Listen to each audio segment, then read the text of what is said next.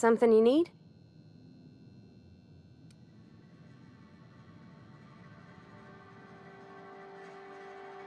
That's on account of how I never met her.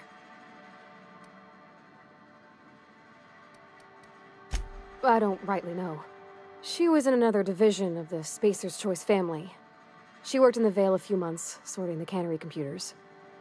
Her contract said any kids she had, expected or not, belonged to her office from the time of conception. So when I was born, I got sent here.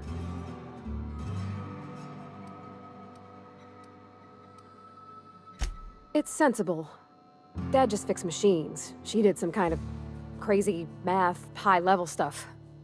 Better to raise me on his time than hers. You mean about the mission being too clean? I know, but Vickers says the universe is a machine, that it runs by law. Real machines have gunked up oil, scratches, and worn bits. You can tell they've seen handling, been used by folk. The machine Vickers sees is one ain't never been run. It's not for people to live in. It's something on a museum shelf, under glass.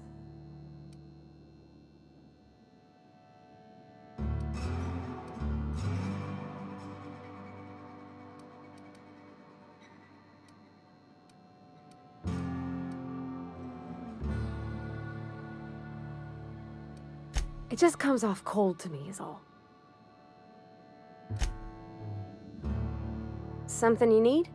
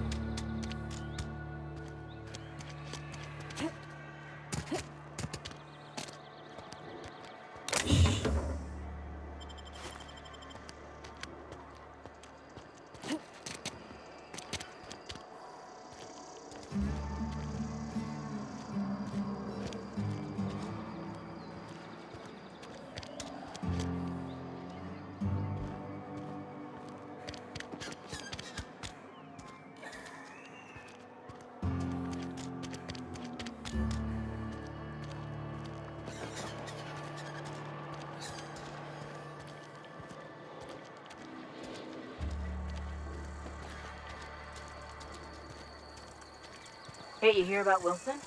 Heard Marauders got in. Just between us, Wilson deserted. Lost his nerve. Ran off in the thick of night. You kidding me? Damn. Always thought he was made of sterner stuff. I think he was plagued. Guess he didn't want to die in the sick house. Plagued? Ah, shit. I had some of his salt tuna. You moron.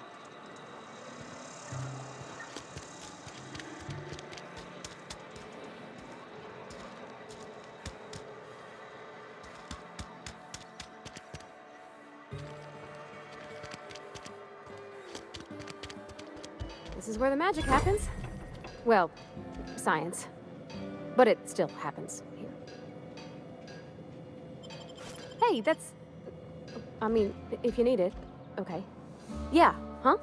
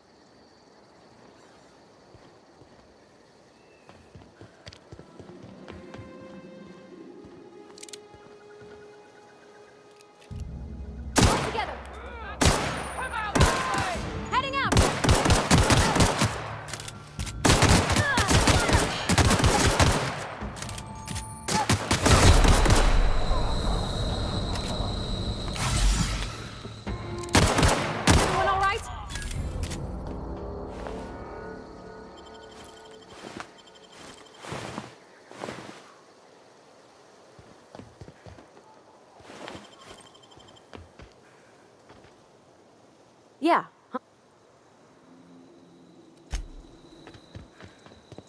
On my way. Incoming!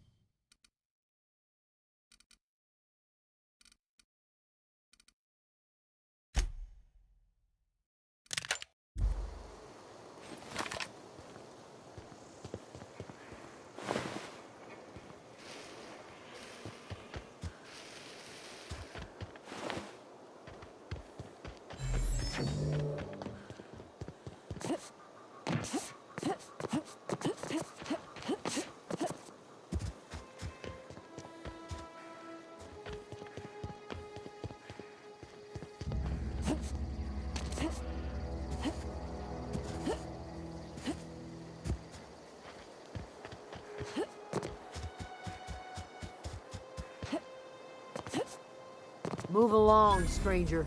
We don't want any trouble. I don't know you. Whatever you're looking for, it ain't here. Move along. Answers, huh? You must be one of those philosophicals. Already got ourselves one of those.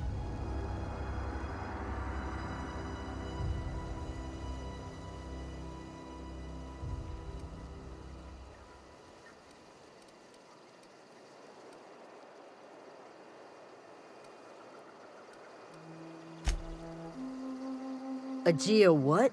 Look, plants ain't my purview. You're better off asking after Adelaide. If you're gonna start wandering around my camp, know that I got my sights on ya. Over in the hothouse, tending crop. Enough with the questions. No offense, but I've got a lot on my mind.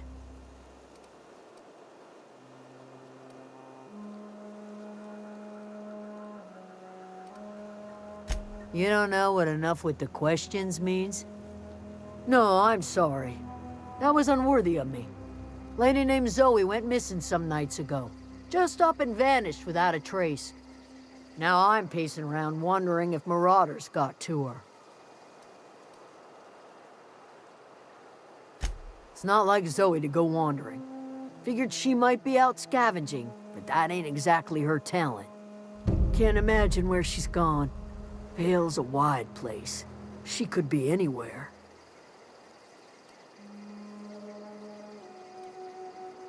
Appreciate it. Honest. I'll tell you what I can.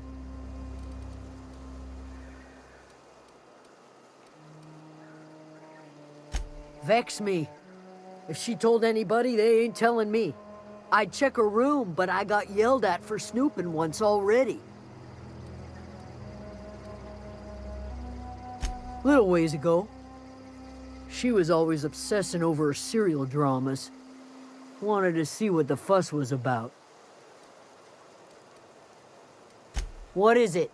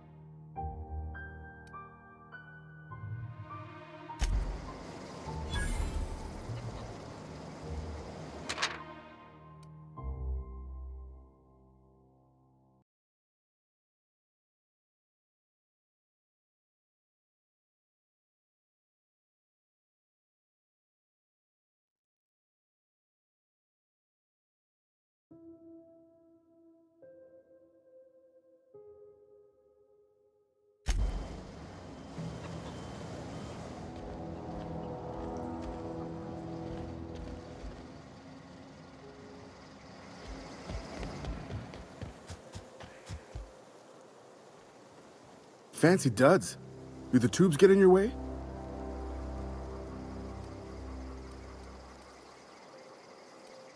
You mean Zoe? Yeah, we were pretty close. Not like her to go loping off.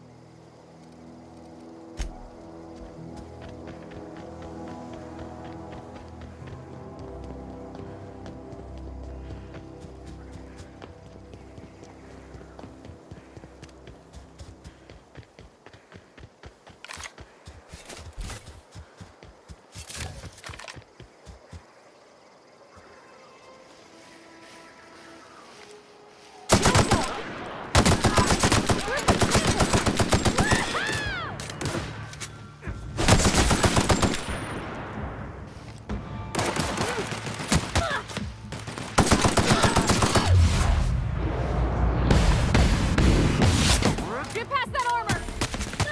That's the last of them!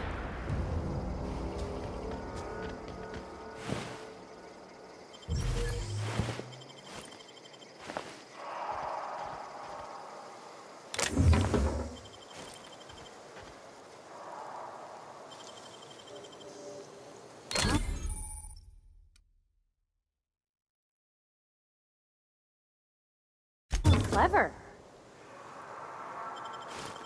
Shh.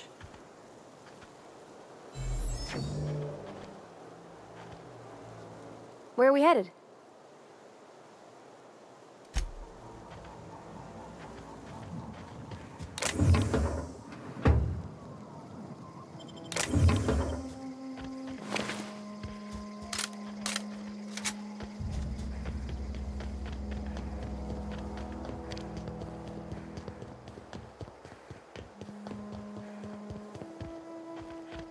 don't know anybody who ever came out this far.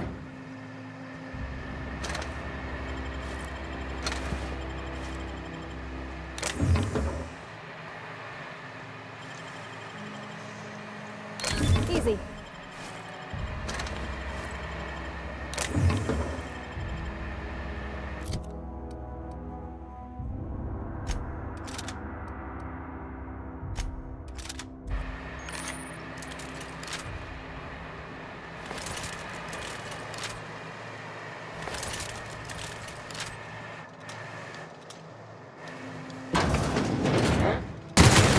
That had to hurt.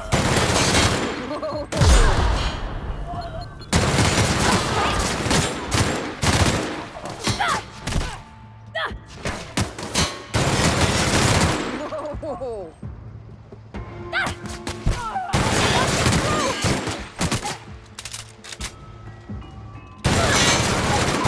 had to hurt. Whoa.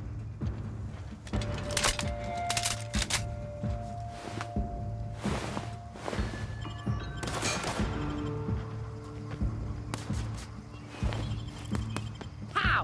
Right in the vitals!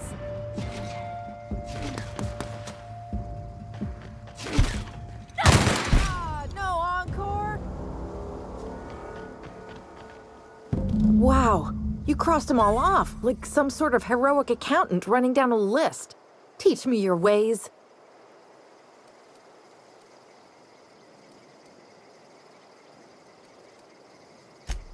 What? You mean Adelaide's little congregation of nature-loving nobodies? I could not possibly be less interested in them.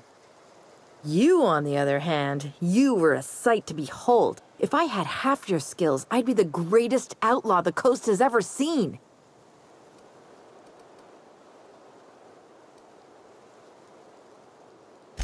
I'm great at clarifying.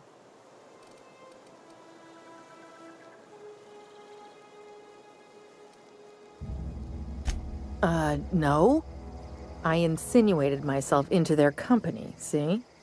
And they didn't seem to mind one whit. I may have bartered them a few boxes of Adrena time, but yeah, I'm sure that's got nothing to do with it.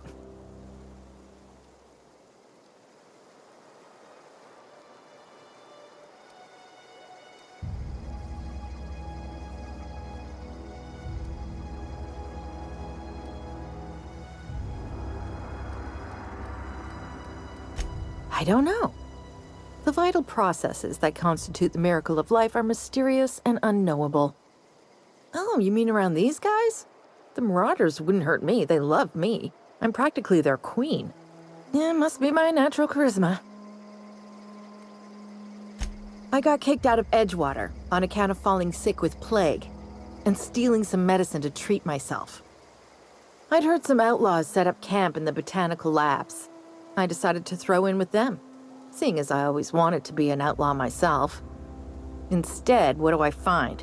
But a bunch of former workers camped out around a greenhouse. I couldn't just go back to the cannery, so I was stuck with them. I've got all the time in Halcyon. Why? Adelaide wants me back on garden duty or something? Thanks, but I'm not going anywhere. This is where I belong.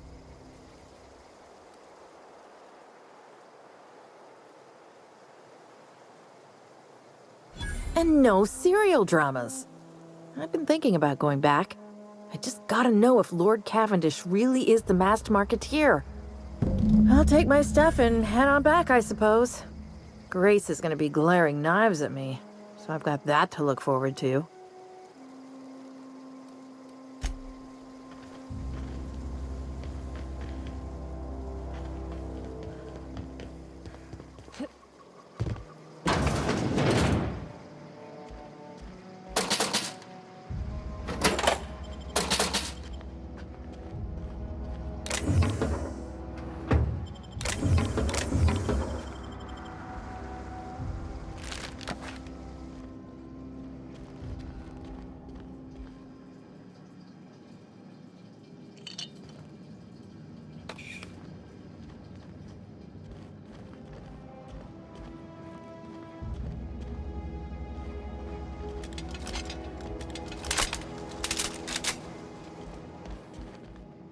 Yeah, huh?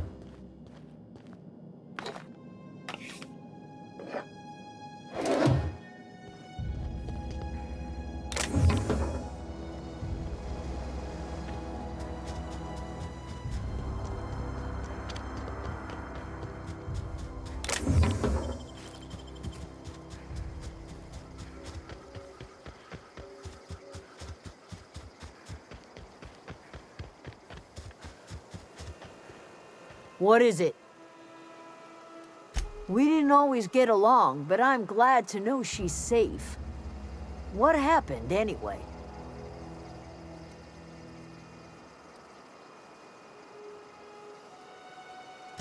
Zoe joined up with a band of marauders. Zoe. The same Zoe who doesn't know a barrel from a trigger. Well, I've heard stranger things. You pretty much did my job for me. Least I could do is pay you for your trouble. Let me know if I can do something for you.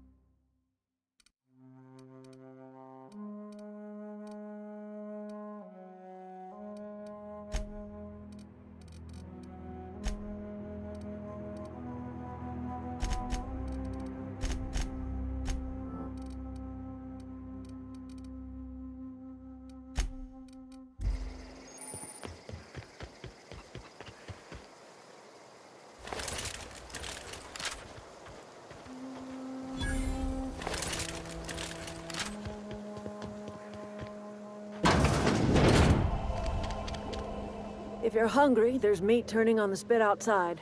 If you're bearing illness, find a place to lay your head down and I'll fetch you a poultice. Whatever your troubles with Edgewater, leave them at the gates and be welcomed here. Any questions, dear?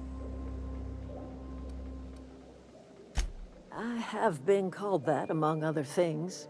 Green Thumb, grandmother, the strange old lady who keeps flowers. But yes, Adelaide will do just fine. Excuse me, Miss McDevitt? Sorry, it's just... You got such pretty trees in here. Why, thank you. You're Robert's girl, aren't you? I remember when you were but a sprout. Thomas speaks of you often. Are you staying long? You should try some of my tobaccorn tea. I brew it in an old spittoon, but it's been cleaned.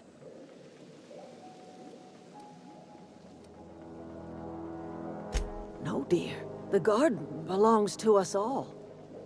Life is the gift of the universe, and the universe yields its bounty equally, absent of prejudice.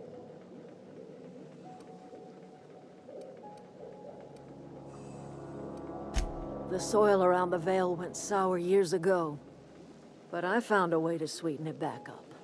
The secret recipe is a little bit of elbow grease, a dash of love, and a heaping pile of special fertilizer.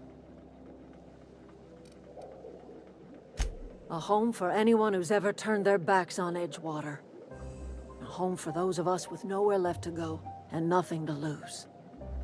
So, like the spores of the puffball, cast on the wind and alighting on fresh soil, we put down new roots.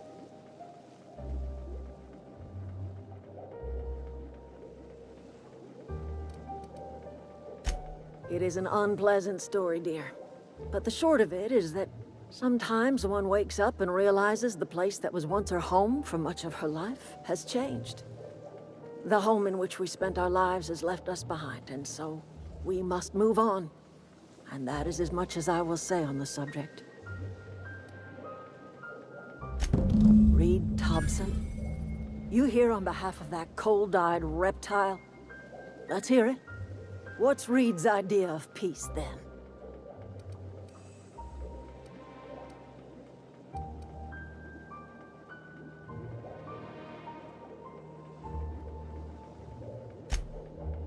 Make amends? Spare me. Only thing Reed knows how to make is a mess. Like everything else that comes out of Edgewater, that peace offering is canned. I and my own are living just fine out here by ourselves.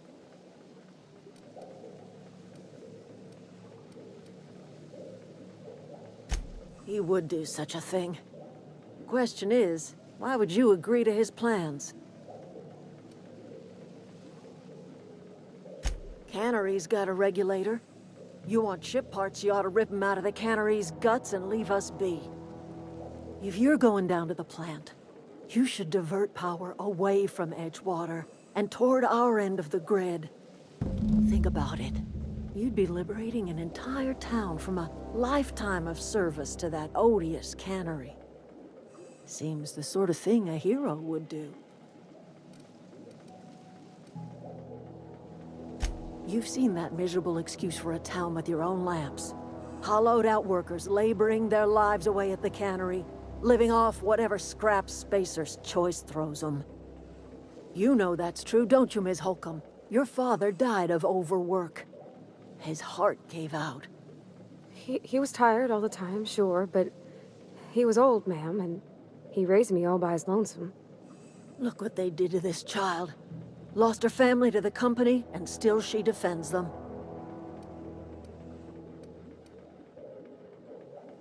Life in Edgewater grinds to a halt. The cannery shuts down, workers desert in droves, and our own little camp grows and thrives.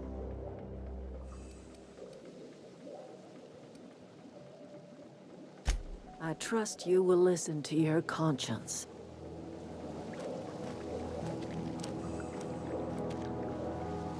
Yeah, huh?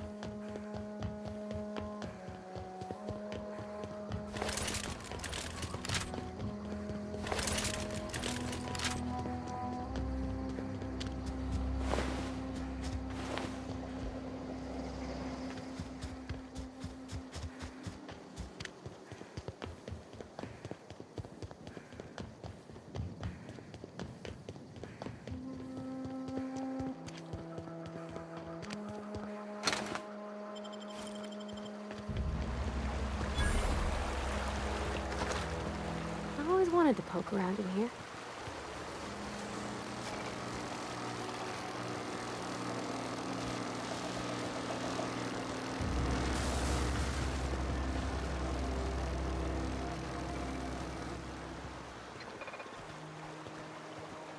Shh.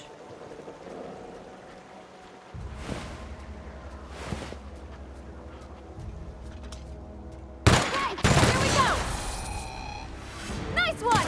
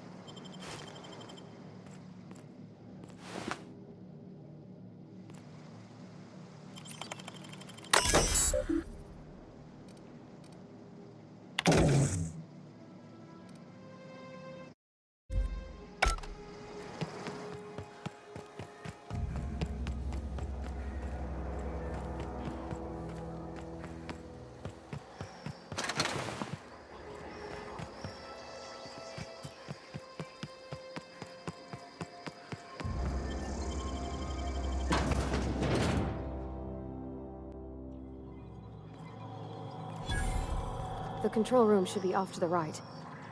I hope we're doing the right thing.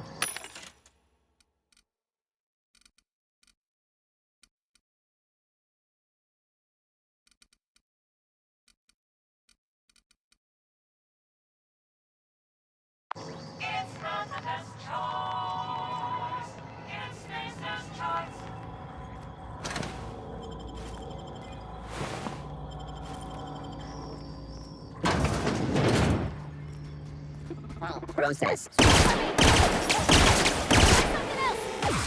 Nice one!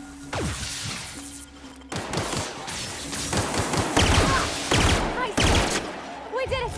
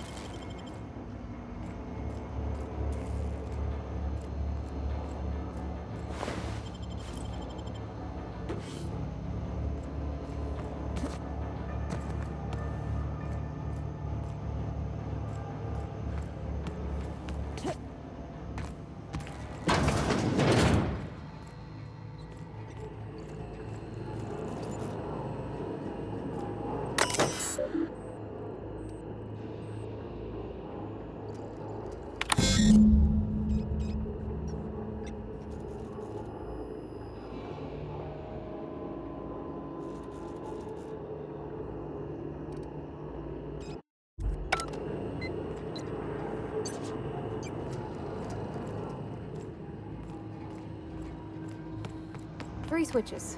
That'll be easy enough.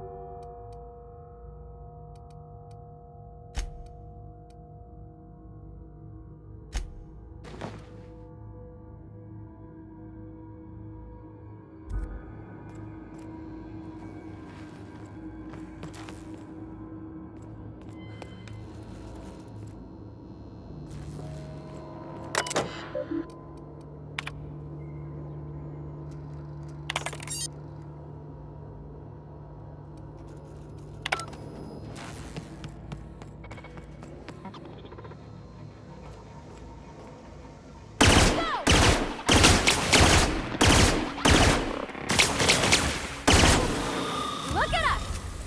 Nice one!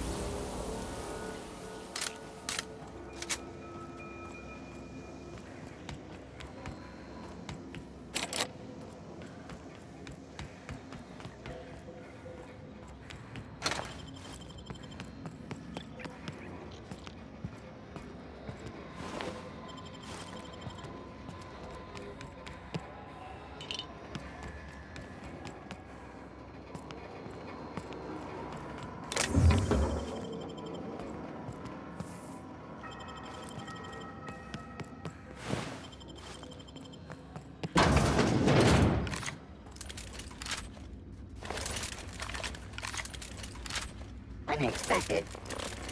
Incoming! Security, but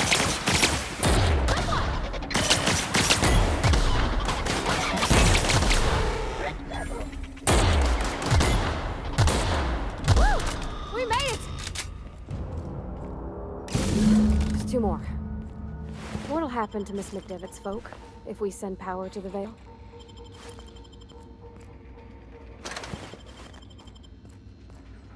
Where are we headed?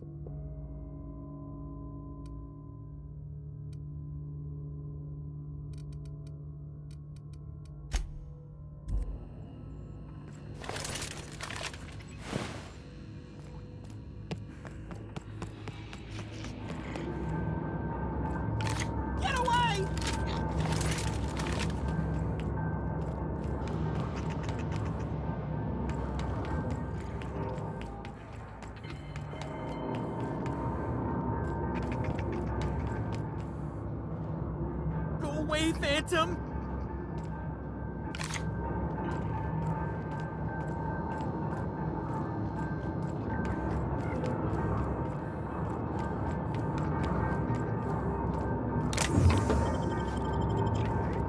Get away!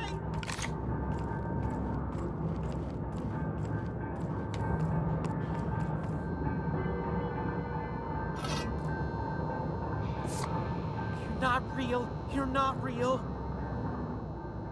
You're not real. You're not real. Get away from me, Phantom. Shoot. Scram.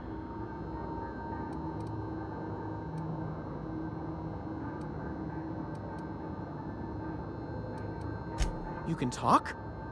The Phantoms never talked before. I knew I shouldn't have eaten that sprat raw. See, Higgins? This is why you must always boil your sprats before ingesting. Clearly, I mistook you for one of the phantoms of my imagination, which terrorized me on occasion. Chester D. Higgins. The D stands for definitely not insane. I use it as a reminder.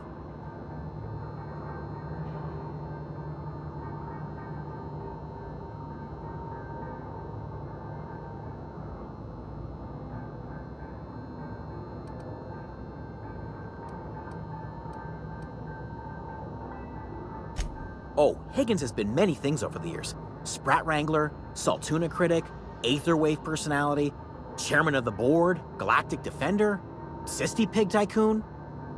I've come a long way for someone who started off as a simple engineer right here in this plant. I specialized in automechanicals, drones, sentries, repaired them, maintained, upgraded, did it all from my old workroom just over in the next section.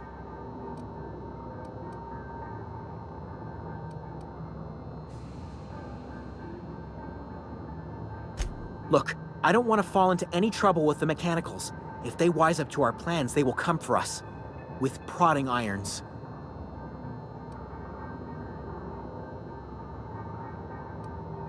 You know, you remind me of myself back when I was an intergalactic adventurer. I discovered a flaw. Their hostility levels were hardwired to maximum. There's no changing that, but you could rewrite their targeting protocol so they attack each other instead.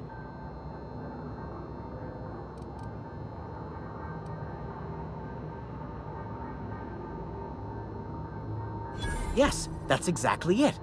I see you're also versed in the noble art of mechanical engineering. There's a behavior control terminal in the other room. It should have options to change how the mechanicals act, including whom they shoot at. Oh, that reminds me. You'll need my passcode to access the behavior control terminal. Here, let me just write it down for you. The tail. Definitely start with the tail. If you're feeling adventurous, the ears are a particular delicacy. Jimmy'd opened the vending machines. That lasted a good couple of months. Eventually, I had to resort to more unconventional means of filling my insides. Braised, boiled, charred, skewered. Sprats are good eating, friend. Chock full of brain food. Mechanicals lost their bolts. Opened fire on anything that moved. It was pandemonium. I was on cleaning duty at the time. My old boss had me scrubbing pipes when the killing started. So, as usual, I missed out.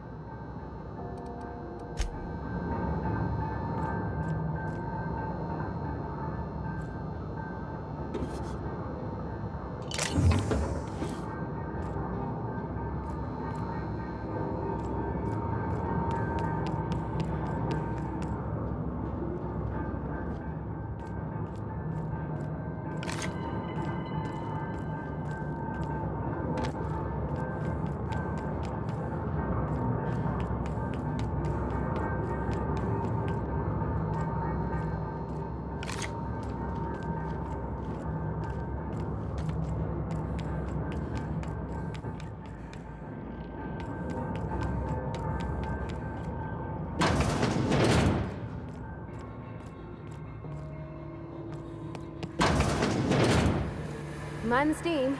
You're liable to get scalded.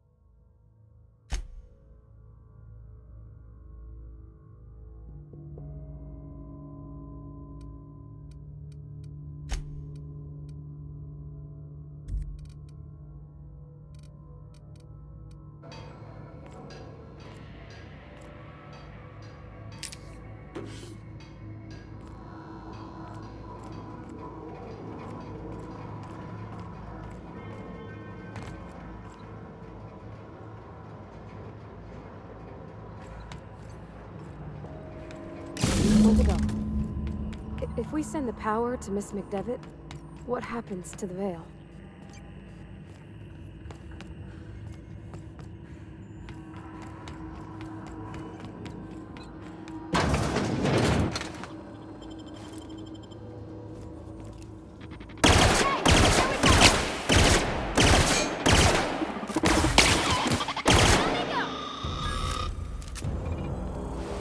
Unexpected performing and Incoming!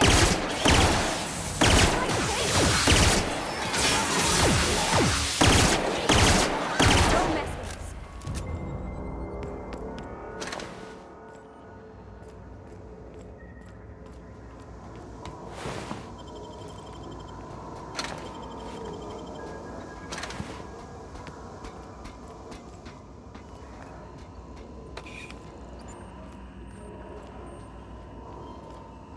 process search. Incoming! Cut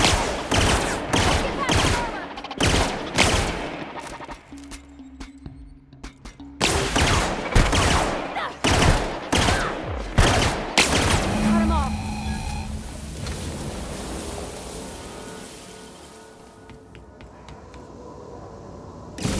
Celeste, I'm not sure what the right is. Alls I know is the decision's final.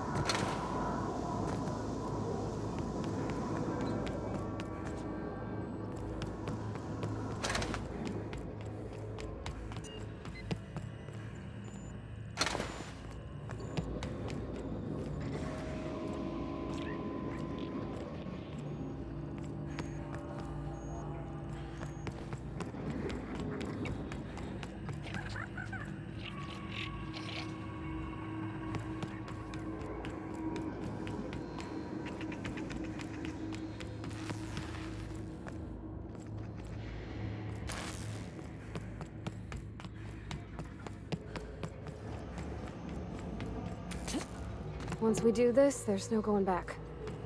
Excuse me, ma'am. Look, I know you want your power regulator and all, but I just gotta ask you, do you understand what you're about to do?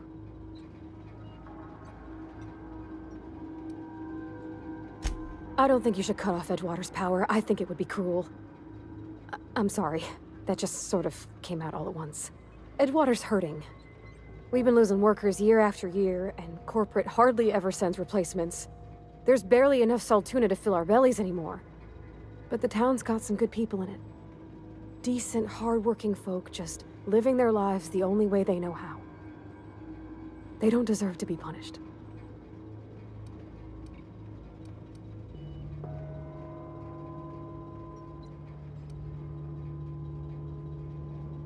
Miss McDevitt's built something beautiful. Somehow she's talked the ground into giving life again. It's plain to see she's made the Vale a better place. Fed the hungry, tended the sick.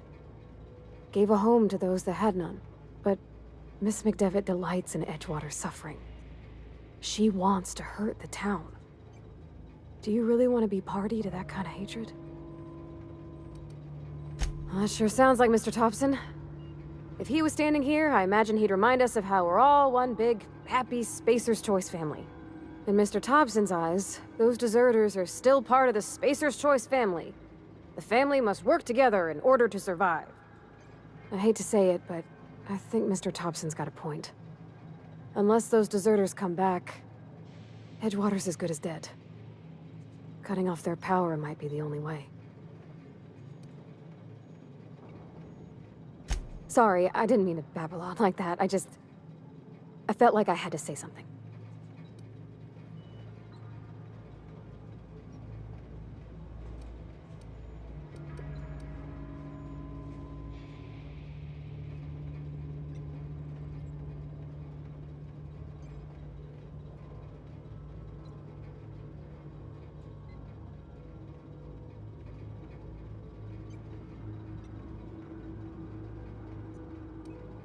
Really? I mean, wow. Thanks. No one's ever told me those words in that order.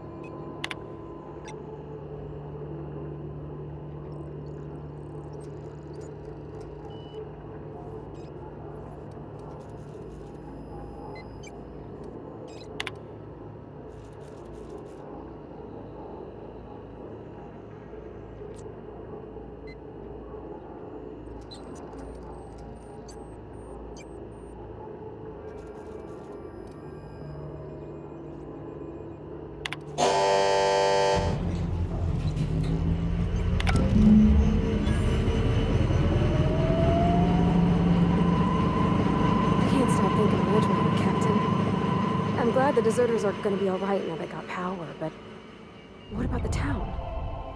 All those people.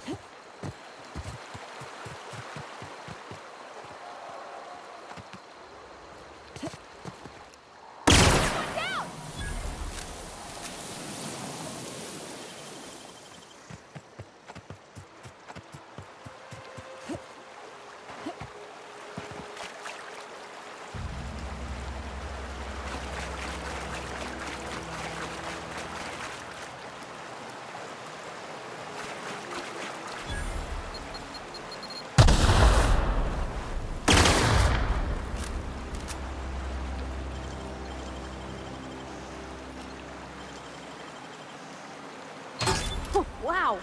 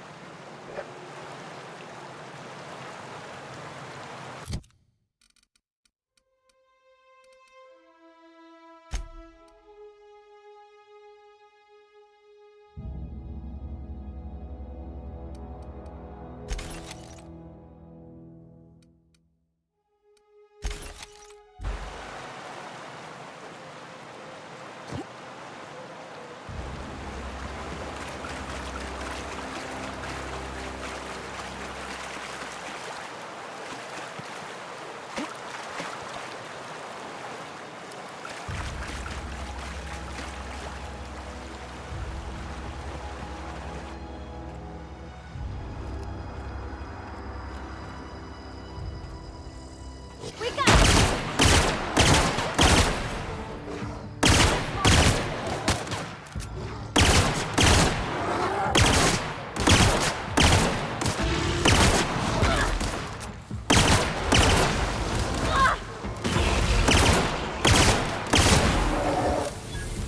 Everyone all right?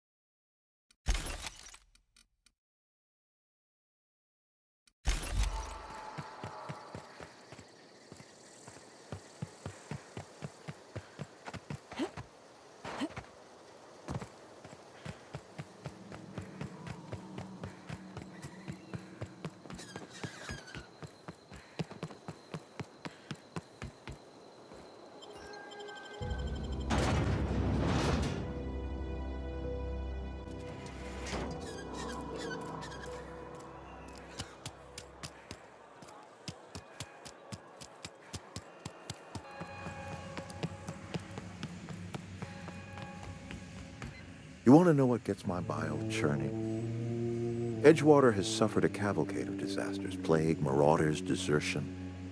Then you wandered in town. And I was so damn sure our luck was starting to turn. I never knew how right I was. Just answer one question for me. Why'd you do it?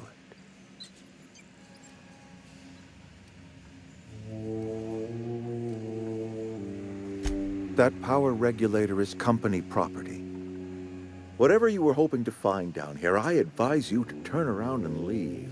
I have got guards posted with orders to fire on you.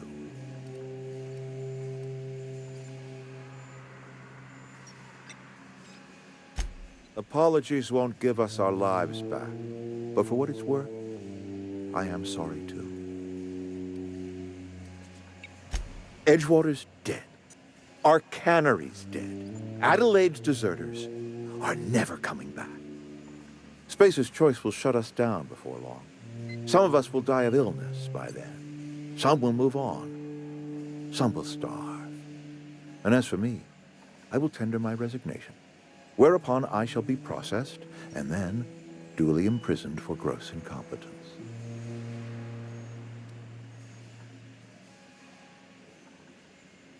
All right, easy now. Let's not do anything we'll regret. I'll order my guards to stand down. Take what you came for and then leave us be.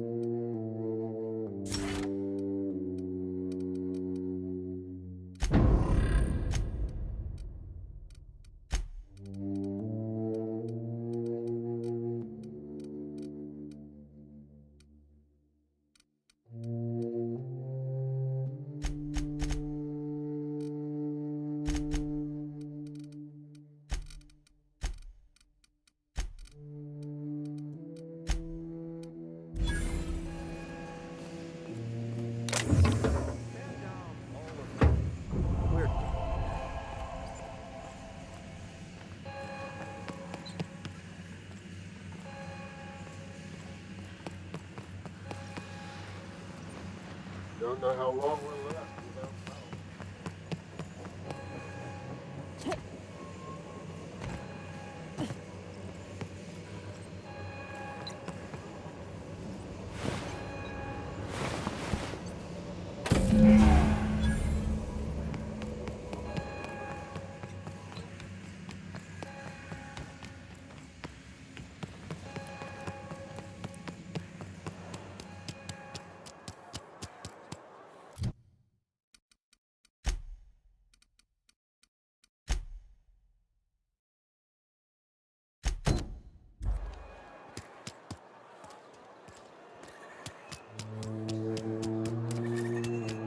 my whole life in that cannery.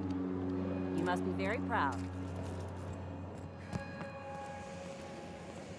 You picked a fine time to visit, stranger.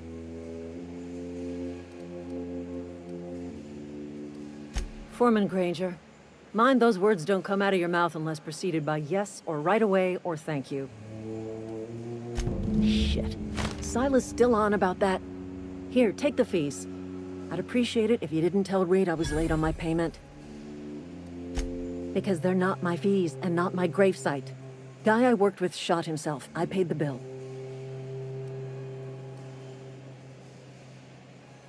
If you're not familiar with board law, you ought to be. Law requires delinquent gravesite fees to be paid by the deceased party's closest living relative, which meant me. Shame, though. Eugene was a good worker. Woke up one morning and put a round through his upper story. Can't imagine why. The kid was doing all right at his desk. We all thought he was an upstanding receptionist. Just between the two of us, I'm pretty shocked his weapon didn't misfire.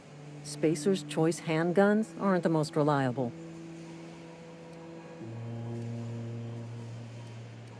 Eugene wasn't family. Yeah, I was the closest living person relative to his body at time of death.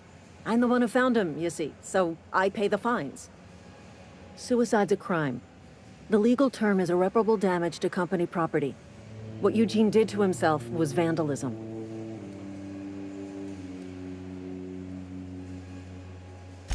I'm plenty serious. In fact, I'm a little upset Eugene didn't think things through. In other words, Edgewater would have been penalized pretty hard. Whatever Eugene was worth as an asset, we would have had to pay out of pocket to Spacer's Choice. Well, excuse you. I'll have you know, Eugene was an asset to us all. May his atoms be commended to the law. All I know is Silas asked me for Eugene's gravesite fees, which means he was approved for burial, which means his papers went through, which means the town's in the clear. I'm just glad to put this whole ugly affair behind me. Eugene can rest his bones in peace, and the rest of us can get on with our own lives. Is Reed hiding in there? Mr. Thompson is aware of your concern.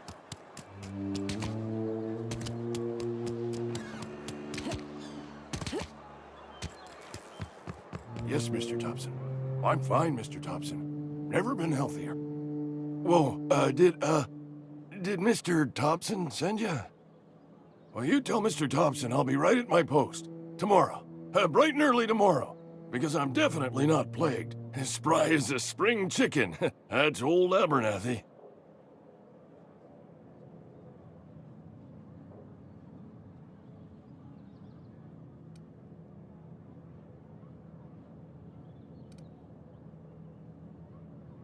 You some sort of wandering alienist?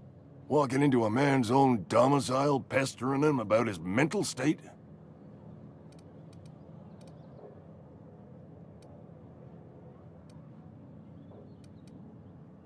You don't know that. I could have been saying anything. Maybe I said vague. You know how words sound a mite strange when you're sick. Wait, no. Oh, damn it. Okay, listen. Maybe I am feeling a little under the weather, but I swear I'm on the mend. Please, don't tell the constable.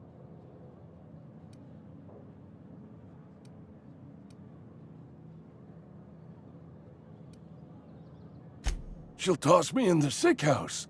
I would have confessed before the good vicar. Get some ablutions for my spirit. Just never found my courage is all. Hey, you're hale and healthy and possibly for hire, ain't ya? Do a good turn for an expiring old man? There's a cache of anthracillin tucked away in the old community center. Powerful stuff. Stronger than what we got, anyway. I need you to break in, nab that medicine, and bring it back to me. You oblige me with your haste. I think I feel the plague spreading. Oh, Law, it's in my spleen now. I can feel it. Silas knows, doesn't he? That's why he sent you. That's why he wants me to pay up. He knows. Look, I got my gravesite fees right here. See? I'm good for my word. Get me that medicine, and I'll see to your payment. I know that, but I got nobody else to turn to. Reed would have wrote me up. Constable would have locked me up and wrote me up.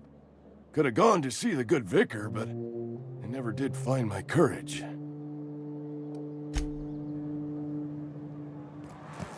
You're making a mistake working for Abernathy. Excuse me. I'm Esther Blaine, Spacer's Choice Actuary. I overheard your talk with Abernathy. I hope you're not thinking about getting him that medicine. Abernathy is a well-known hypochondriac. Anthracillin is wasted on him. You're better off selling it to me instead.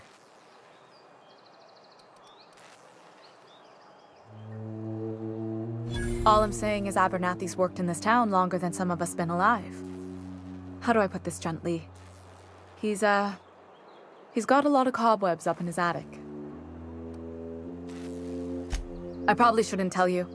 Don't want you implicated for what I'm trying to do. All right, here's a summary. A lot of sick people in this town, and we don't have the medicine to treat them all. Can't reach out to corporate without crossing a river of red tape, so I'm reaching out to you.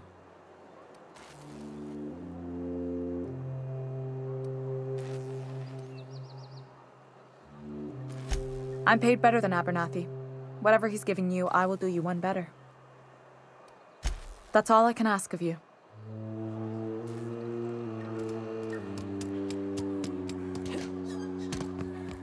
Oh, I cut my own hair. But Conrad sells real good disinfectant. I can't possibly cut anyone's hair in the dark. Ah, gravesite fees. Silas and I had talked about this at length.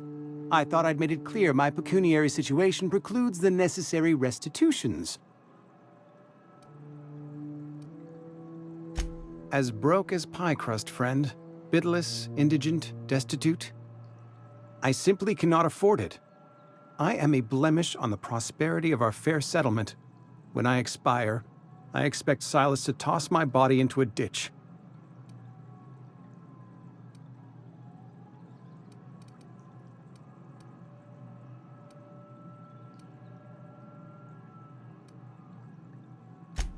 Edgewater is built on the discipline and sacrifice of its people. Say what you will about our town, but we all pull together. Tell Silas I can't afford to pay, and that I fully expect to have my medical rights revoked for this dereliction. With my apologies. Some time ago, I fell ill with the plague. By the grace of the law, and through my own hard work, I'd proven worthy of treatment.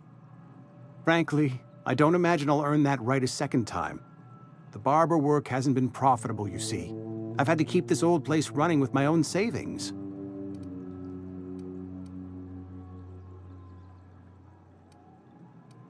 Not a bad idea. But I'd need some kind of collateral. My pair of lucky clippers!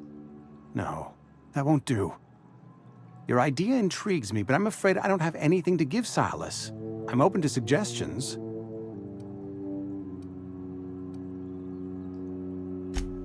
Much obliged.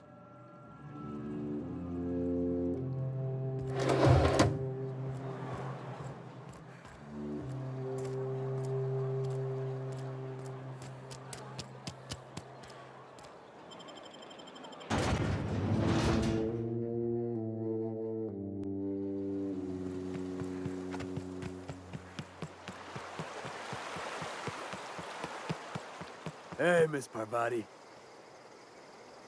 Lovely to see you about, Miss Parvati. Things going all right, Silas?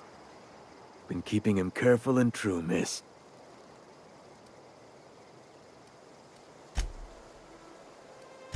Best to ask her yourself. My dad's buried here. Silas watches over him when I can't leave the house. Oh. Well, thanks. Something I can do for you? Yeah?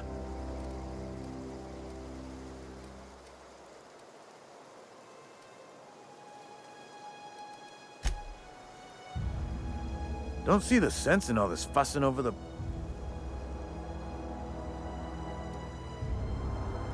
You run into any trouble?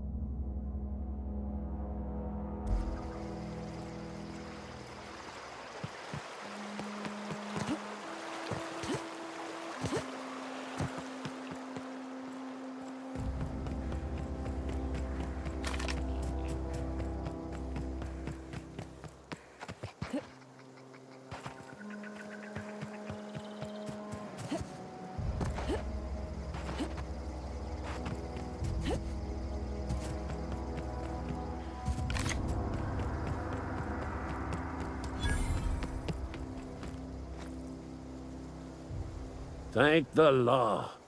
I've been requisitioning backup for months. Guess the boss finally came to his senses. You ever swung a truncheon? Let me see your rifling stance. I want to make sure you're up to snuff.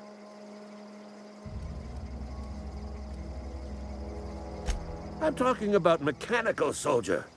Cold, heartless automatons made of iron and lies.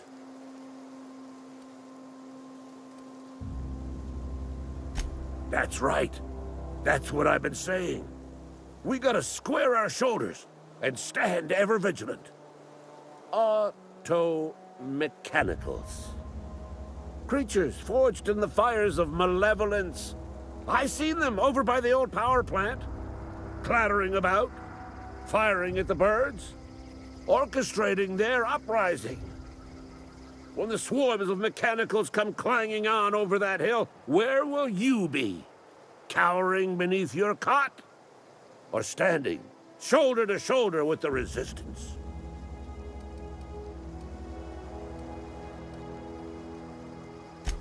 I've been gathering up a war chest over the years. Saltuna cans, mostly, some Spacer's Chaw, a few bit cards. I'll reward you for your aid.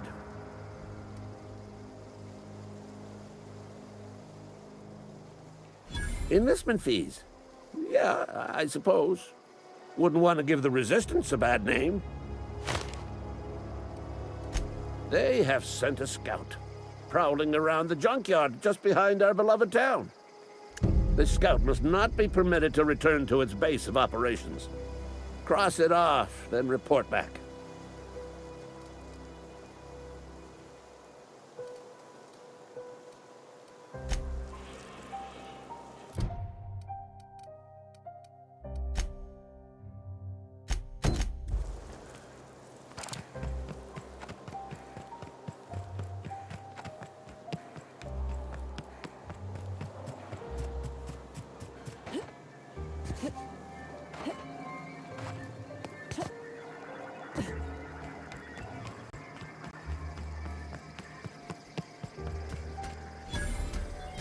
Aw, he ain't no threat. Bet I could fix him up smart. Searching for repair bay. Error. Navigation systems failed. Unable to comply. I could probably fix that. I mean, if you wanted me to.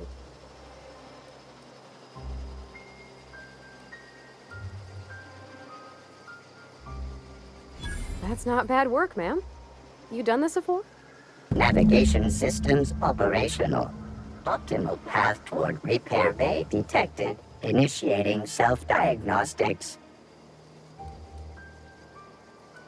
Spacer's Choice reminds all colonists that serving the Spacer's Choice family is the highest possible reward. I have been programmed to deliver this pre-approved message.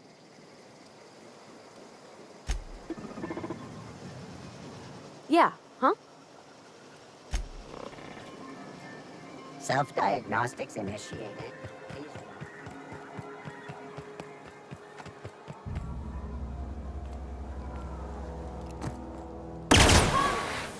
Woo! Nice work!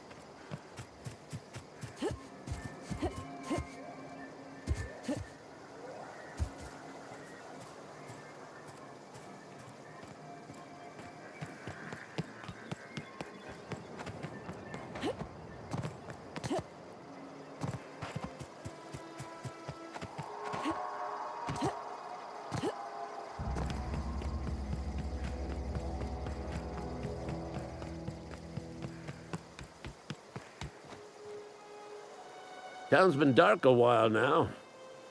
Could be a mechanical trying to sabotage us. You beat that scout to scrap with its own legs? Pulled its optic cables out its head case? Actually, don't tell me. Rather use my imagination. You're a passing fair soldier, I will confess. But you are one, and the enemy is legion. What you need is an equalizer, a weapon to strike fear in their cold mechanical hearts. Cantina, lavatory, behind one of the toilets. That's where I've kept it hidden all these years. Sharp, ain't it? The lavatory is the very last place a mechanical has need to enter. On the double, soldier. Don't want the bartender poking around in there with a mop.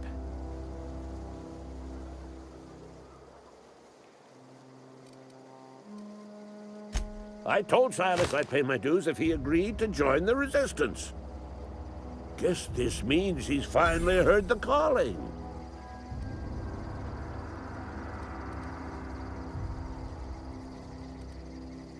Go on. I'm Ludwig Miller, Associate Security Officer for Transportation. Officially? Unofficially? Strictly between you and me. I am the only thing standing between Edgewater and total annihilation.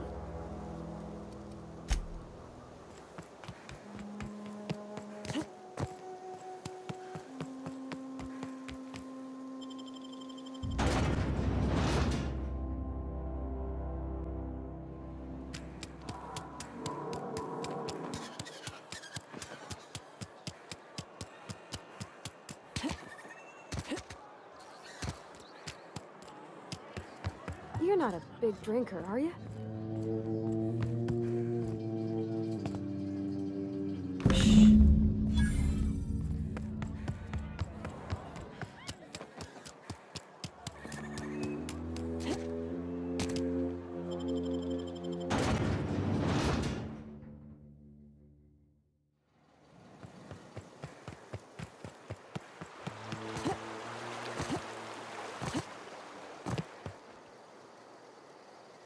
Grave digging's a fine profession.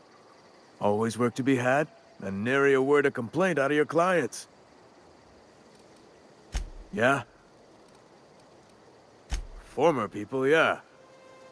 Marauders been raiding my graves, you see. Hence the armed guards. Oh no. They are after the most precious loot of all. Spacer's Choice Company property. If those marauders swipe any more bodies out of my cemetery, company's gonna duck my pay.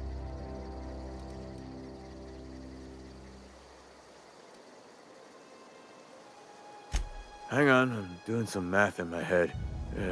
20, 30, carry the 1. All my life? Work's been real good to me. Fresh air, exercise. Only problem's the paperwork. Can't get anybody to pay their gravesite fees. You could look at it that way, I suppose. You could look at us and say, those Edgewater saps lost near every soul to plague. But you'd be wrong. We're survivors. Loyal company folk, braving the wilds. Every now and again, a virulent plague sweeps through our town. That's life on the frontier, I suppose. A body grows accustomed. Something I can do for you? You run into any trouble? Conrad's barbershop is a yawning pit that swallows his every bit. I keep telling him he should cut a few corners. Skimp out on the disinfectant. You gotta put the squeeze on Conrad. Find some dirt on him. Maybe check his back room. That's the word, extortion. Been on the tip of my tongue all day.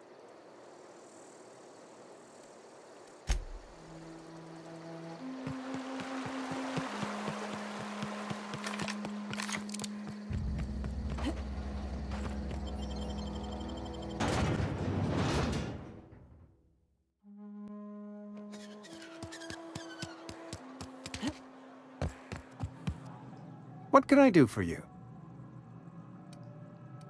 Go ahead.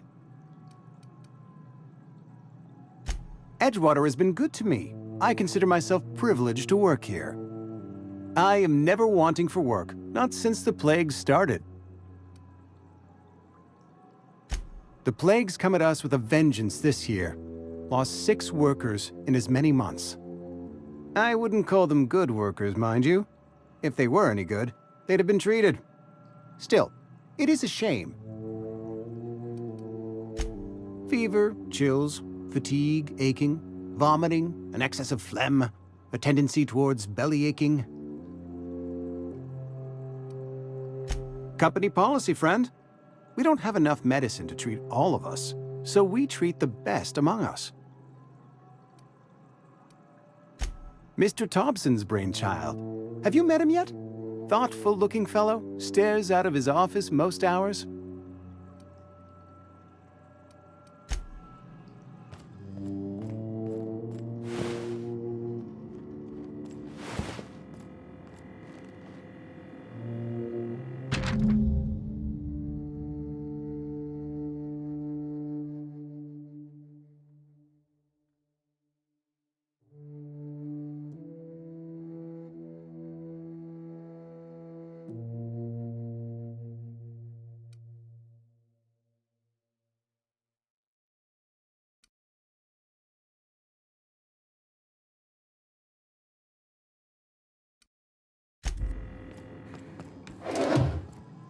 What can I do for you?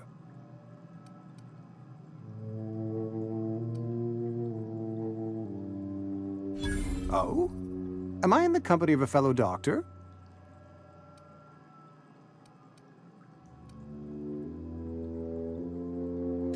You may think that, but the tidiness of my fellow worker is my responsibility, alive or otherwise.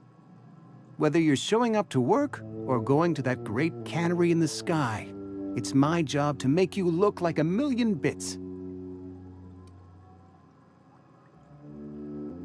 You know about Eugene? How?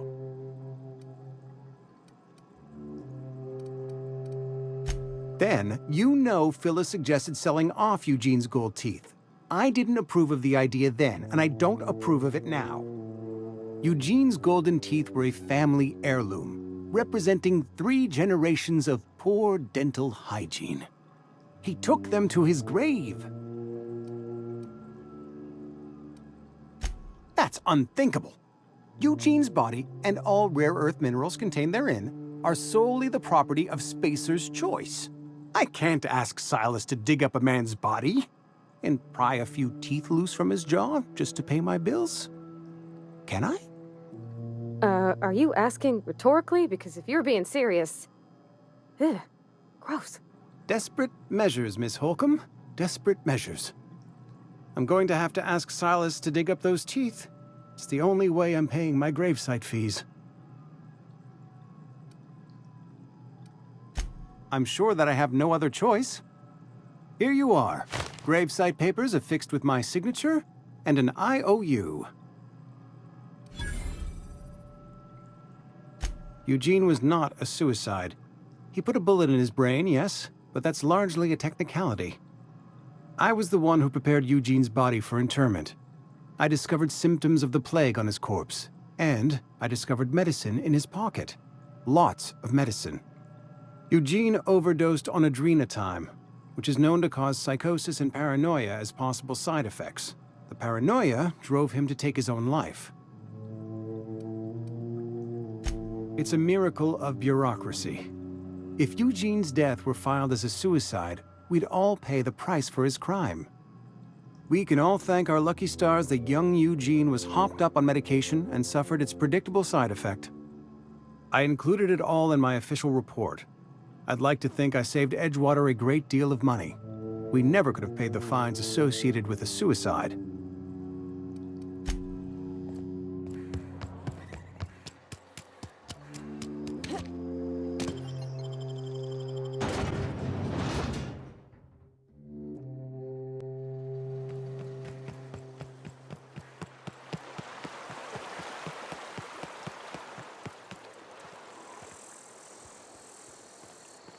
Something I can do for you? Yeah? What about him?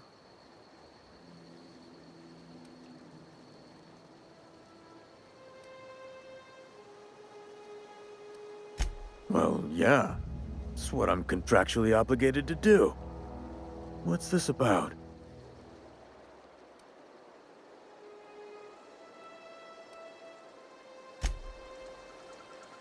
Something I can do for you?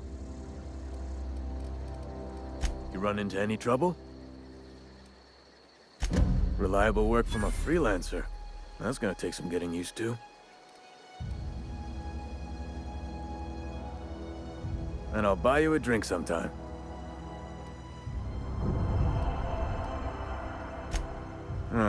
Suppose you've earned it. One good turn deserves another.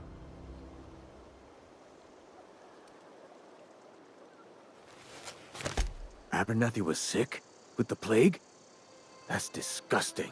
I shook hands with the guy. What? No. If I knew he was sick, I would have had him reported. I needed his fees because of his name. A, for Abernathy. He was at the top of my list, you see? Yeah?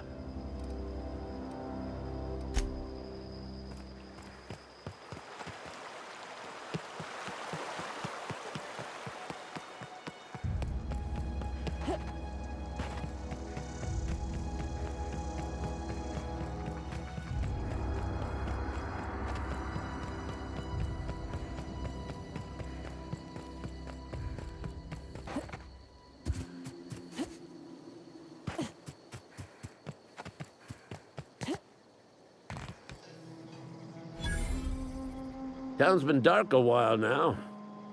Could be a mechanical trying to sabotage us. Feast your eyes, soldier.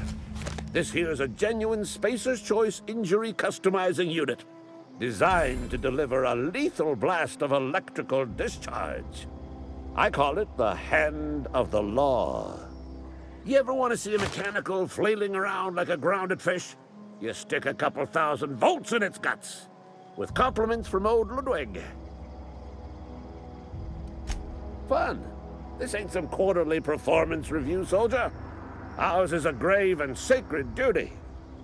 Time's come for you to journey down into the black heart of the enemy's camp. I'm talking about the old geothermal plant.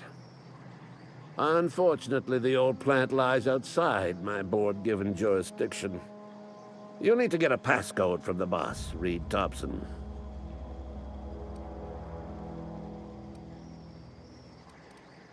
I've been after a passcode for years. Boss said no on account of my gross incompetence with all matters related to security. I need you to get us the brain of a mechanical. Well, not exactly a brain. Anatomically speaking, what we're looking for is a logic module. If you die horribly, I will pour out a can of zero-G to your memory.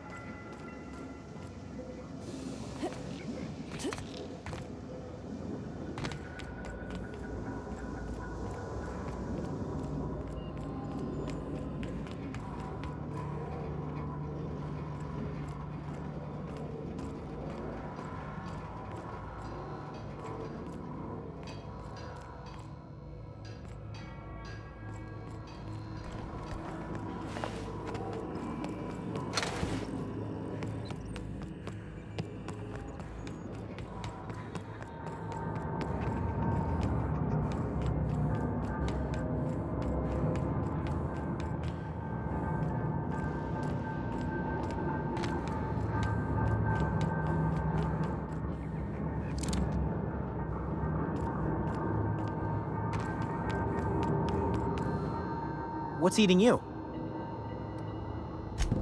Funny thing, I was working on a logic module just before the mayhem started. Security chief found me and confiscated the logic module. The tail. Definitely start with the tail. If... Forgot what you were gonna say?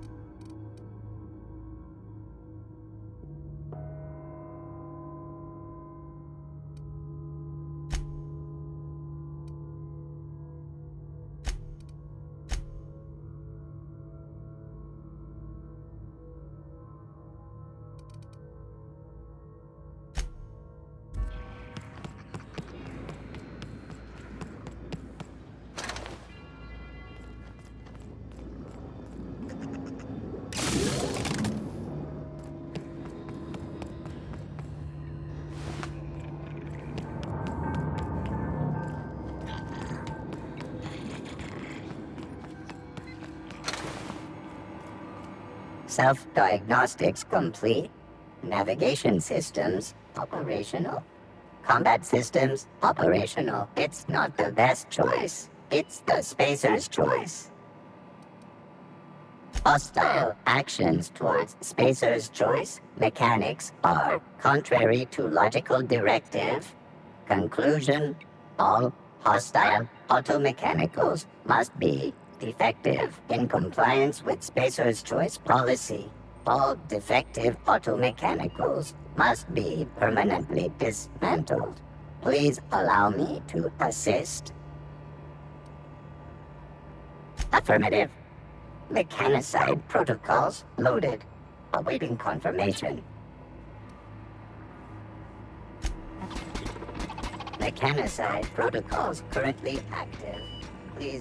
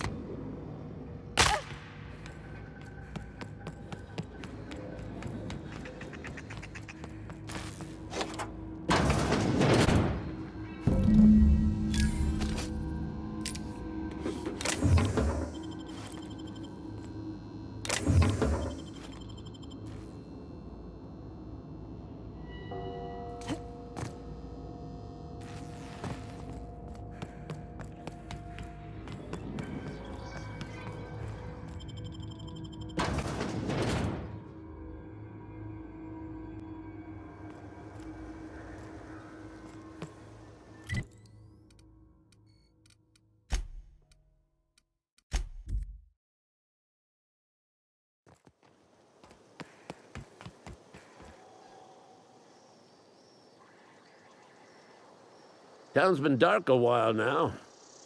Good. Bang up work, soldier. You're a credit to your uniform. Oh, that reminds me. Gotta look into getting us a uniform. So this is it then. The key to humanity's victory over the mechanical hordes. I would reward you with the gratitude of the Resistance, but I'm guessing you want something tactile. So here's a couple bits for your trouble. And a little something to remember me by.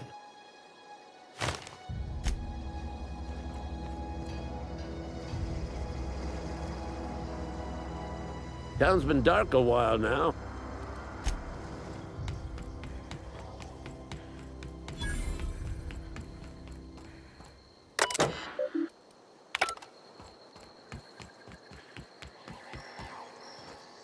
Got my sights on you.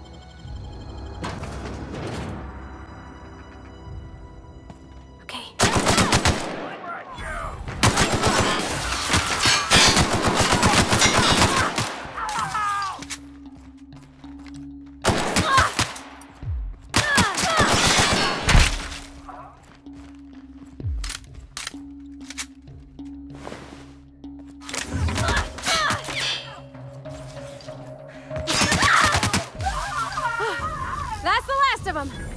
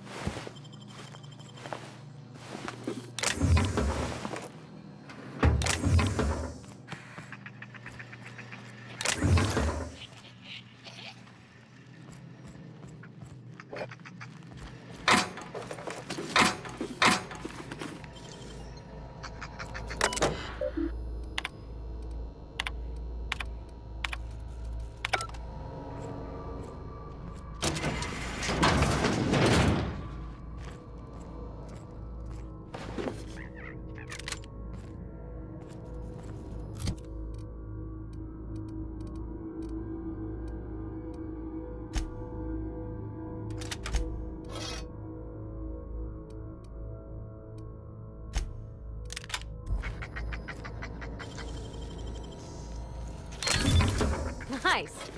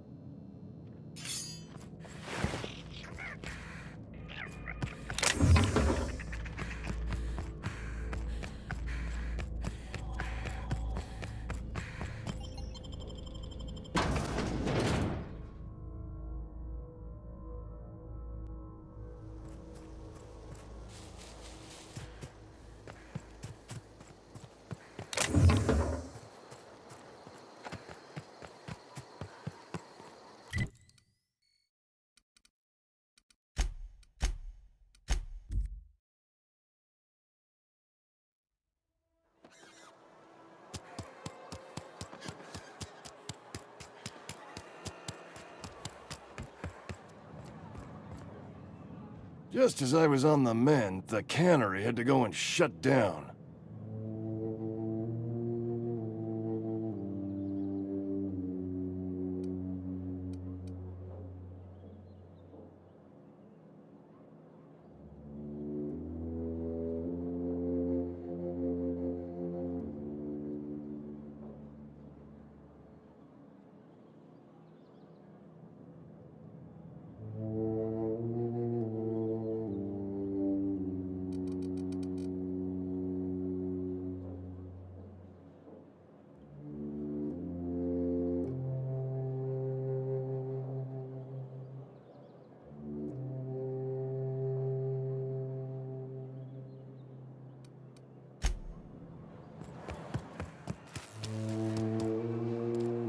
Cannery's dead.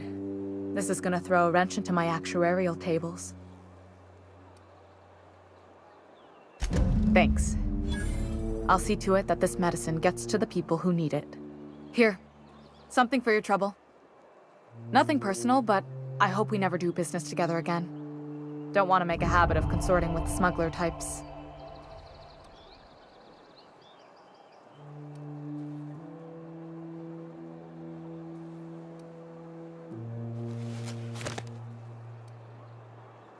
You do have some cheek on you. Lucky for you, I kept a little contingency fee in case you tried to negotiate with me. Somebody deserving. Silas on account of him being out in the cold. Amelia seeing how she's around people all the time. Anybody in the sick room?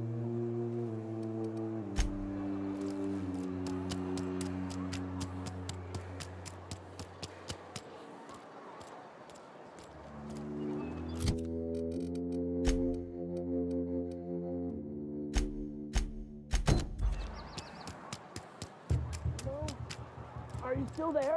Please, open the door. Not a chance. The last thing we need is for everyone to get sick at a time like this.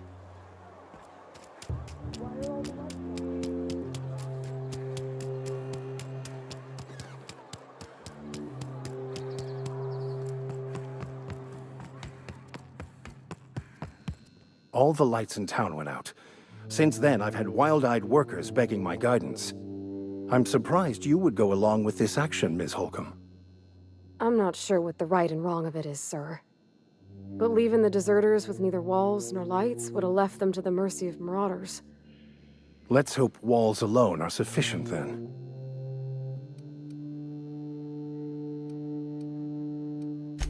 Oh, inarguably. This town was a pustule on the ass of the architect.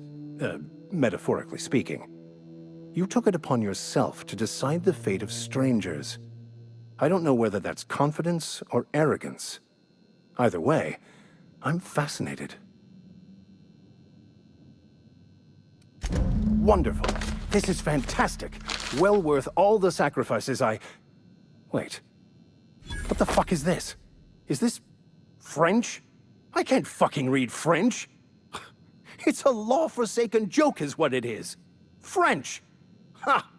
I was so high and mighty, preaching to the yokels about following the plan, while fighting it at every turn.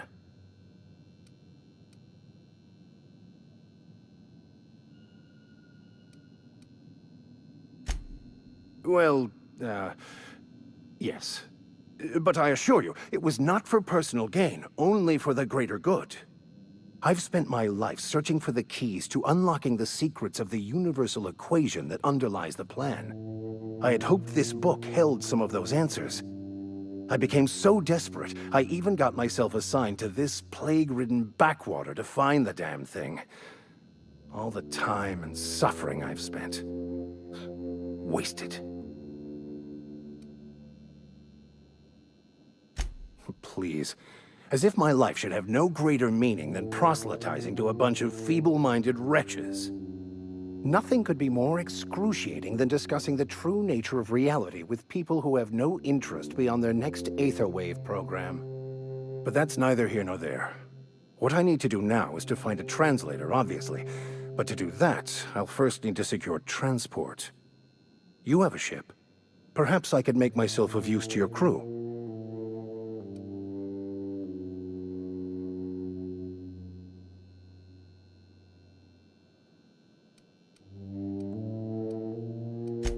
free spiritual counseling, someone to watch your back, not to mention a grown-up in the party. I'm 28.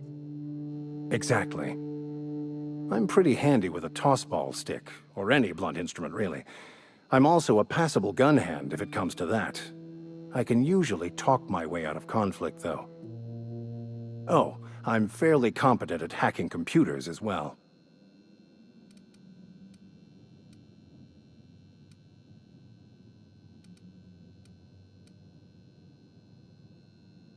Well, understanding computers is, though I admit I took it further than most. And I was quite the 32nd back during my seminary days. Left many an opponent bleeding on the field. Of course, I'm a vicar who is dedicated to his calling. More dedicated than any other you'll find in this colony. I joined the OSI to help decipher the grand plan. But instead, I ended up the vicar in a prison due to ignorance and politics. Then I came here. Satisfied?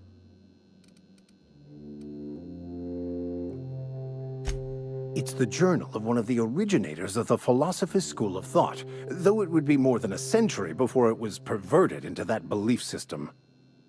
Philosophism's a false religion that stands in contradiction to almost everything we know to be true.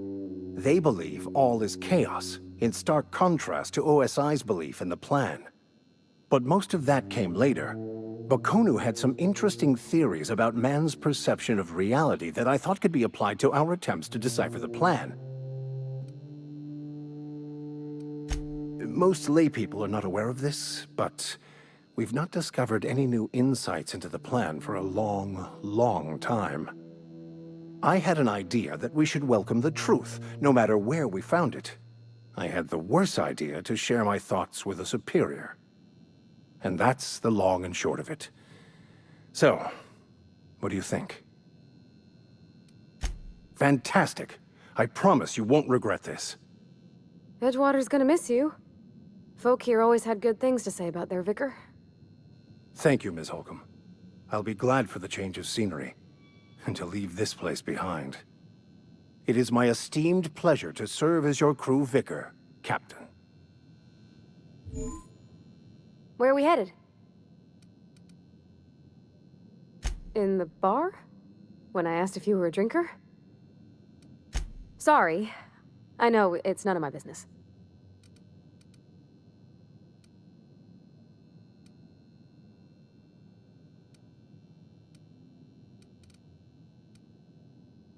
Strong drink makes me sick.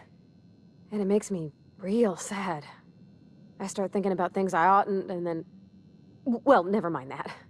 You got better things to think on. Sorry.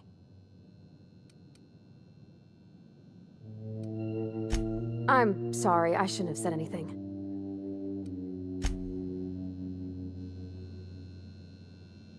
I could spend hours reflecting on the secret workings of the universe. Little else in this colony offers such a relaxing pastime. So, tell me what's on your mind. I excel at confessional listening.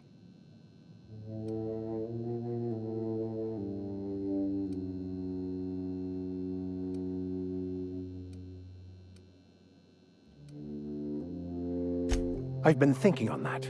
There's a former infamous philosopher scholar who fled Terra 2 some years ago. He's an expert on Bakonu. He's also who told me of the journal's presence in Emerald Vale. If anyone in this colony could translate that book, it would be him. That's a good question. We should start on the Groundbreaker. It's where I'd go if I wanted to get off Terra 2. Great place to pick up a ride to Hephaestus, Scylla, even Monarch. All I need is access to a data cartridge from the security terminal. Their easily hackable system keeps a registry of all crew manifests for both arrivals and departures. I'll comb the last 6 months of departure manifests to track the Philosophist's off-world destination. Thank you, Captain.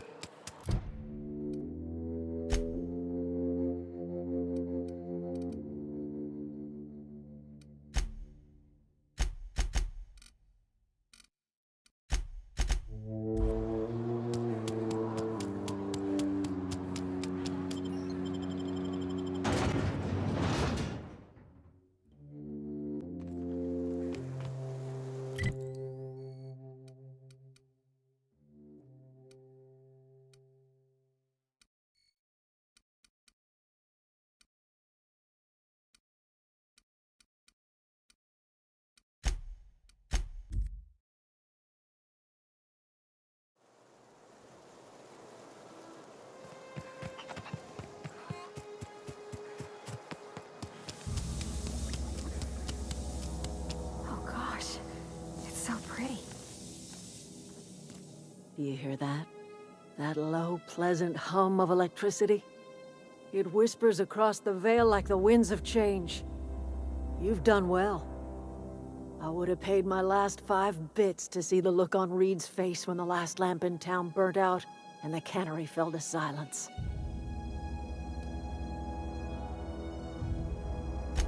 My son worked in that cannery. When the plague started coming, he was one of the first to fall sick. We had a store of medicine locked away, but Reed refused to treat him. Said my boy didn't deserve treatment. Said the medicine would have been wasted on him. So I buried my boy in the cemetery, gathered my belongings, and left. That's as much of the story as you need to hear.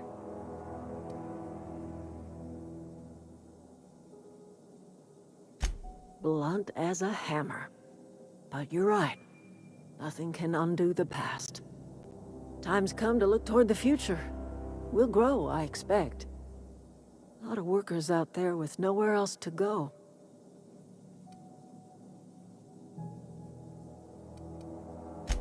I don't look forward to turning folk away. Camp's gotta stay pure, though. Can't have corporate loyalists mixing with us, no matter how desperate they may be. I am curious. Why did you help us? You don't know who we are. You don't owe us a thing.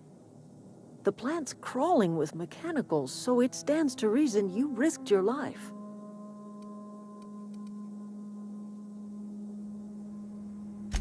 You're not quite like anyone else I've met. You haven't had your consciousness programmed by the board. You're welcome among us if you're ever so inclined.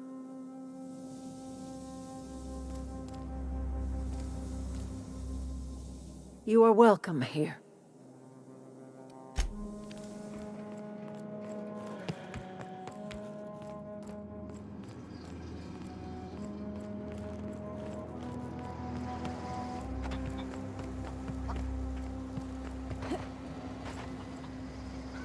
Home is where the heart is. Marauders took that saying a little too literally.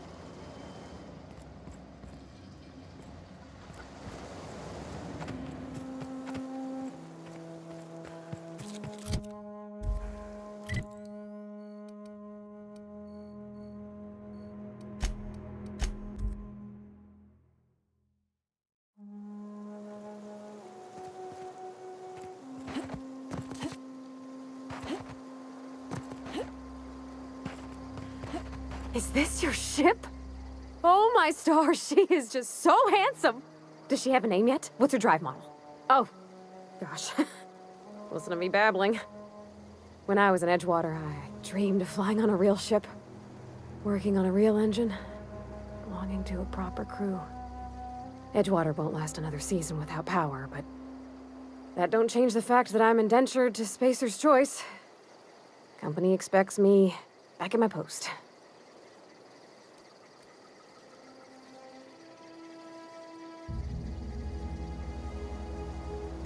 I have imagined it, but until you came along, I never thought I had the choice.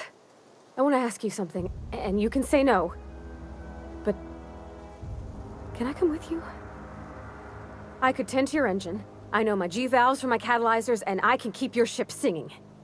And if you ever need a pair of eyes watching your back, I can do that too. What do you think?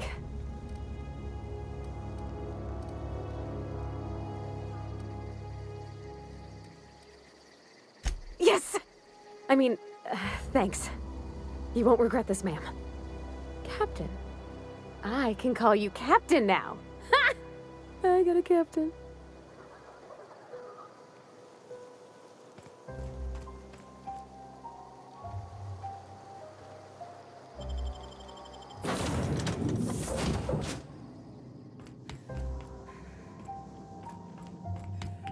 Captain, I have detected that the town of Edgewater is now without power. I appreciate you doing your part to hasten their demise. What can I do for you, Captain? Do you know how to install a power regulator? Outstanding, Captain. Your aptitude for engineering will prove invaluable in the event of another catastrophic engine failure. Our engine room is located behind you. Across the cargo bay, up the ladders.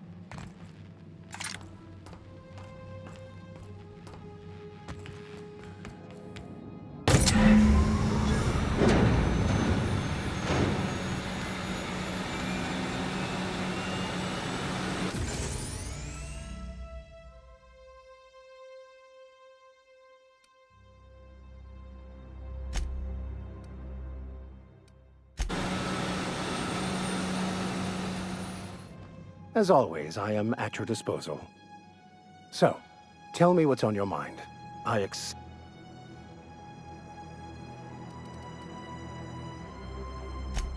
Will do, Captain.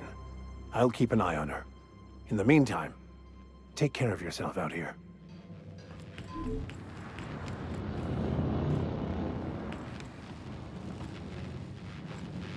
Where are we headed?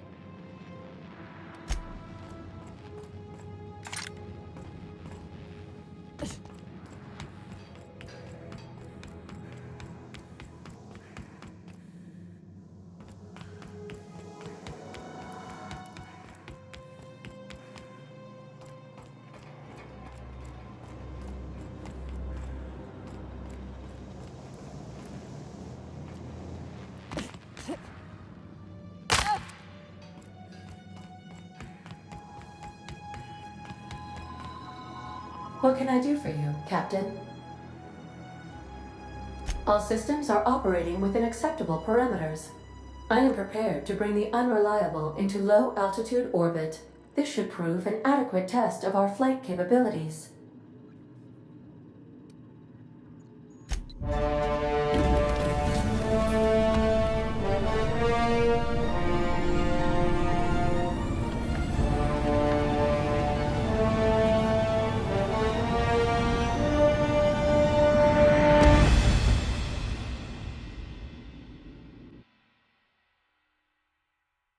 We have received a communication request from Dr. Phineas Wells. Aha, there you are. Hale and hearty, and captain of your own ship. I see you're putting the Unreliable to good use. Shame about her former captain. Horrible way to die. How are you feeling, by the way? I lost track of you in that cave back there. Experiencing any, unnatural drippage? Perfectly normal side effect of thawing, I assure you.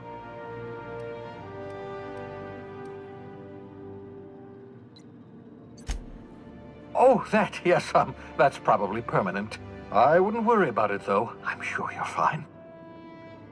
What you saw in Emerald Vale is happening all across the colony. Food shortages, lack of supplies, and basic necessities. We're dying. The chairman, the minister, and all their lackeys on the board are to blame. The Hope has some of the brightest minds Earth ever sent us. If we can revive the Hope's colonists, they can help us undo the board's mistakes. They can help us set things right. You need to get to Stellar Bay on Monarch. I have contacts there. They'll help me, help us, find the chemicals to revive your fellow colonists. Gladys Kilkelly, lovely woman, runs a cozy little black marketing outfit on the Groundbreaker. She can get you a nav key to land on Stellar Bay.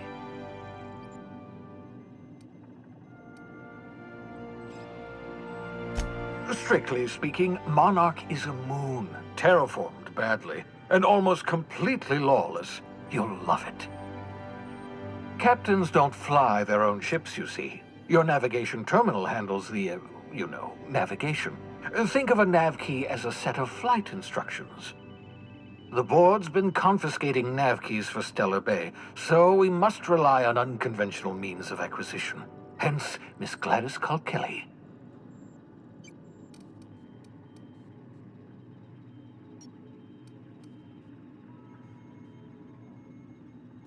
Excellent. I'll send her a wireless. Let her know you're coming. By the way, I gave Captain Hawthorne a disguise apparatus of my own design, cutting-edge technology years ahead of its time.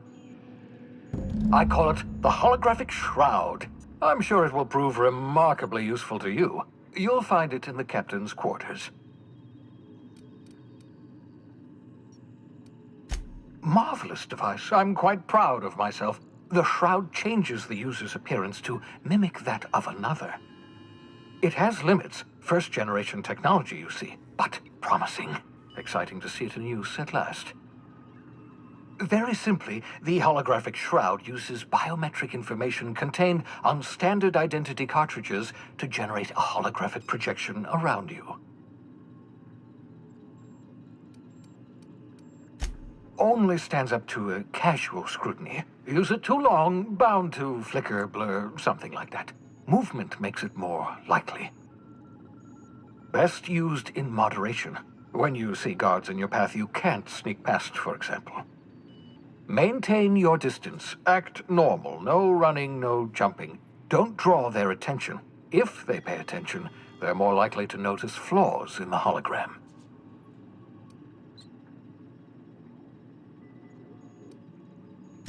Excellent. I'll contact you once you've found a way to get to Stellar Bay. If you have any questions, come see me in my lab. And remember, don't trust the board. They'll try to win you over with promises of wealth and power, but it's a lie. The board's only interested in filling their own pockets. If we don't put a stop to them, they're going to run this colony to the ground. Transmission ended. If you are ready to depart, please select a destination on your navigation terminal.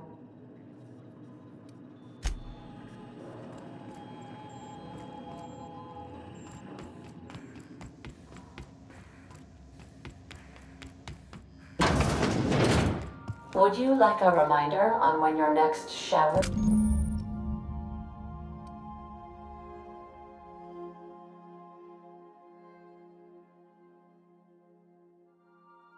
is scheduled?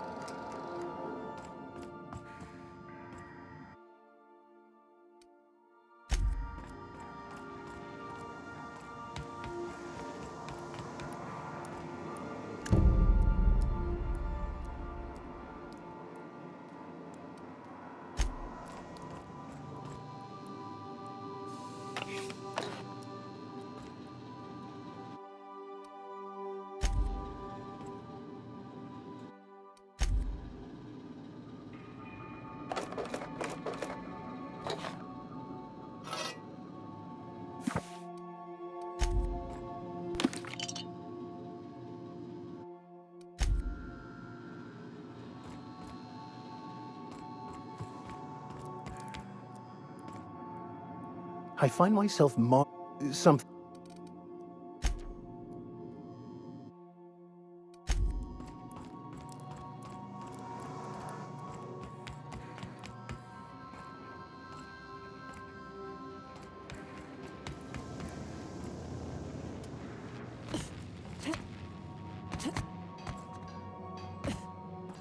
Yeah, so this is my hidey spot now. I was looking for a place that was quiet. I figured the kitchen would be louder than the hold, so here I am. Cozy-like, ain't it? It's in pretty good shape considering how hard Mr. Hawthorne ran it. It's a Yakita LHA 120, A2 model, I'm pretty sure. The Block 2 design scooshed in extra cargo space but didn't change the stock engines. Probably a touch underpowered, huh? Accurate in all particulars. I conclude you are Edgewater's board-certified mechanic.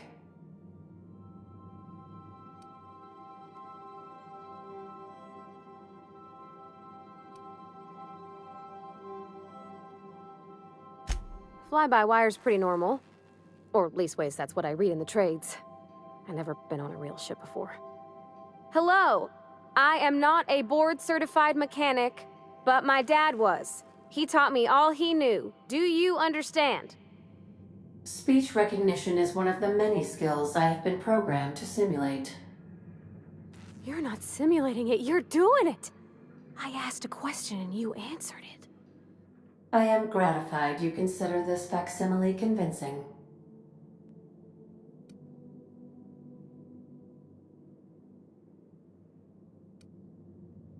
I am at your disposal, Ms. Parvati. You will find the technical schematics in the engineer's locker, though I'm afraid Captain Hawthorne has lost the owner's manual. I don't see any holes in the hull. I'll take a good squint at her, make sure everything's tip-top. But I think we're cooking with plasma torches. You can do that, you know. My dad taught me how to make grilled cheese sandwiches with a plasma torch.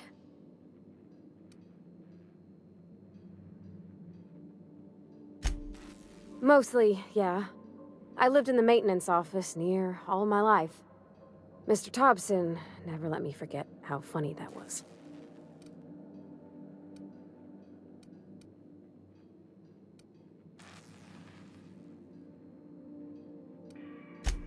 I'm not exactly a model employee. Not like you wanted. The kind that stays quiet and gets the right work done in the right order every day. It's not normal for anyone to do as their parents. You take a vocational test. That decides your schooling and your career. When I tested out for maintenance, everyone figured it was on account of my dad. They were real unhappy with us. Well, I'm good at making things work the way they ought. Not so much at doing such to somebody else's schedule. There's times I'm working deep in the guts of a loader, getting it all running perfect. Then I look up to see it's tomorrow and I've blown another deadline. Anyhow, I was happy to get back home. I didn't care much for schooling.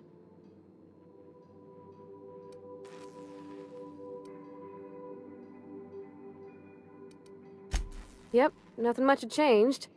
Everything was a little grayer, a little dirtier. Dad met me at the shuttle and gave me a big ol' hug. I noticed straight away that he was moving slower and stiffer. He made a little grunt when I squeezed. About a year. I tried to do more of the work so he could rest. His heart gave him pains. Dad never said that he loved me, you know? I knew on account of him showing it. How he'd stay up late to help with my projects or listen to my fretting. Oh gosh, look at the time. Sorry to bend your ears so long. And I got so much to do before this ship's in decent shape.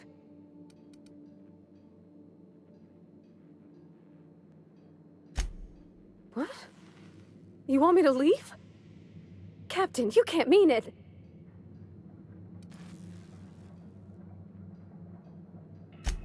Oh, that's a relief. Thanks, Captain, for letting me stick around. I mean... Something busted, Captain?